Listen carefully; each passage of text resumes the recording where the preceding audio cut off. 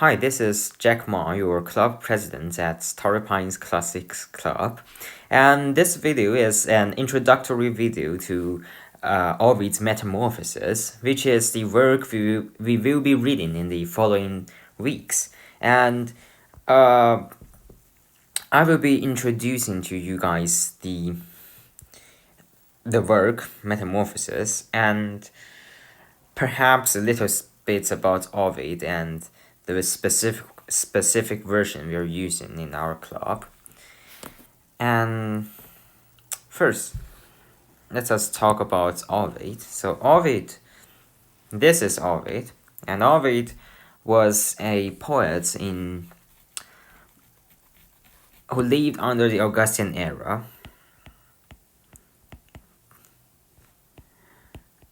Which was the reign of Emperor Augustus, and he wrote poems of various themes, including love and festivals. So Fasti was a work about different festivals in Rome, and the Amoris and Ars Amatoria are both his love poems, and Ars Amatoria was specifically about teaching people how to have a romantic relationship, which was deemed to be a little bit morally corrupt in his own age under the reign of Emperor Augustus and his policies of moral reform. But I don't want to go too deep about Ovid himself because it's just an introductory video, and I strongly recommend you guys watching the documentary I posted below in the comments. And it's a pretty interesting documentary, and I hope you enjoy it. And you guys should probably also know that he wrote some... Ovid got exiled later on in his life, and on account of a scandal in his life involving Emperor Augustus, and we don't exactly know what kind of scandal it was, but we did know that a scandal got Ovid exiled, and his poems were also not necessarily in favor of Emperor Augustus for moral reasons, and which was discussed in the documentary, and which you guys should definitely watch. And he wrote Tristia and Epistulae Epistulae ex punto in exile. So basically the Tristias, sad songs, and the letters from the deep. And he wrote these poems, very melancholic poems in his exile, as a sort of reflection upon his life and perhaps in some way the politics of the Roman society. But that's what you need to know about Ovid. And by the way, he lived between 43 BC till 17 or 18 CE. He died in exile, and he was exiled to a place in present-day Romania, and a place where no one spoke Latin. So he died in complete solitude. And so that's Ovid, our author here. And now we're going to go into the Metamorphoses. So the Metamorphoses was the magnum opus of Ovid. Magnum opus means the great work of Ovid. So it's the single longest and perhaps the longest and greatest work by Ovid. And it is an epic poem. An epic poem is a long poem which usually has some elevated arguments, or is trying to incorporate some elevated theme But the Metamorphoses was not a conventional epic, an epic poem in the conventional Greco-Roman sense. Because before the time of Ovid, an epic poem was usually a poem centered around a single hero or a single journey, perhaps, or a single hero and a single journey. A hero of a journey of a hero. For example, in Homer's Odyssey, the hero is Odysseus, and it's about his journey back to Greece.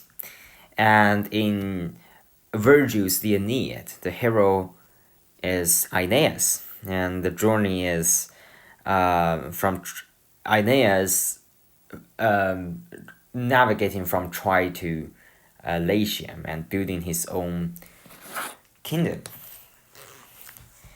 and becoming the ancestor of romance. And so you see that in a conventional Greco-Roman epic, there's usually a single hero, a main character, a protagonist, and a journey, and a continuous narrative line. But the Metamorphoses does not have either of those.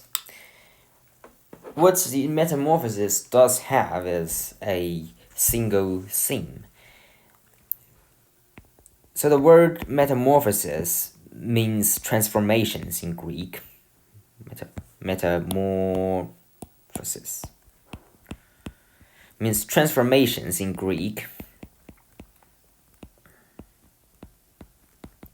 And of course, the poem is about transformations.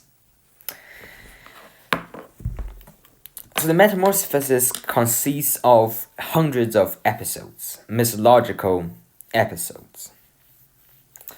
Ovid inherited from the Greco-Roman mythological tradition.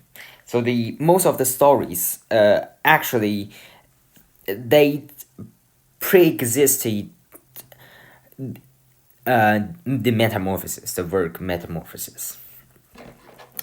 Predated the work Metamorphosis. So Ovid basically took the stories from this mythological canon and incorporated them into this epic, and under the single theme of the transformations. So almost every single episode in the Metamorphosis has some sort of transformation. And he wrote the Metamorphosis in a chronological order. So the time he wrote the epic from the stories happened between the formation of the universe to his own time. So he starts the epic by writing about the creation of the universe, and he ends his epic by the deification of Emperor Augustus.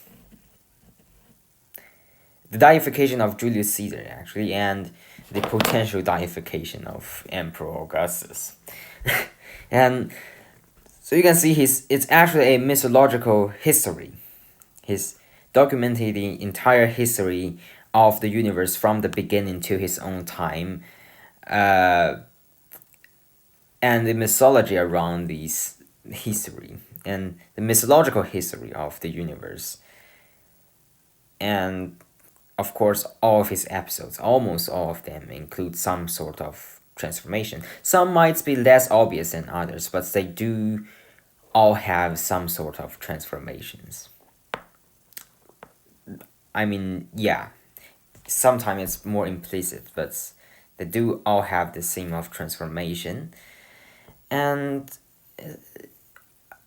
if the episodes are actually rather fragmented, but we do see that Ovid is trying to convey some sort of higher philosophical message through the arrangements and the choice of what episodes he included in the epic. And we do see that there's some sort of juxtapositions between different episodes. And some sort of moral message, but in Ovid's own time, the Metamorphoses was more viewed as a work for entertainment instead of a work of philosophical depth. But it is a very philosophically complex work, and it's a pretty difficult work to analyze because it's just so fragmented and there's just so many different scenes beside the transformation in this epic poem. But we will go into that later, and that's a general view of the Metamorphoses. And the Metamorphoses is divided into 15 books. So a book was basically a scroll in ancient time. It's divided into 15 books, and it has about 12,000 lines. So it's a pretty long poem in the original, 12,000 lines in the original.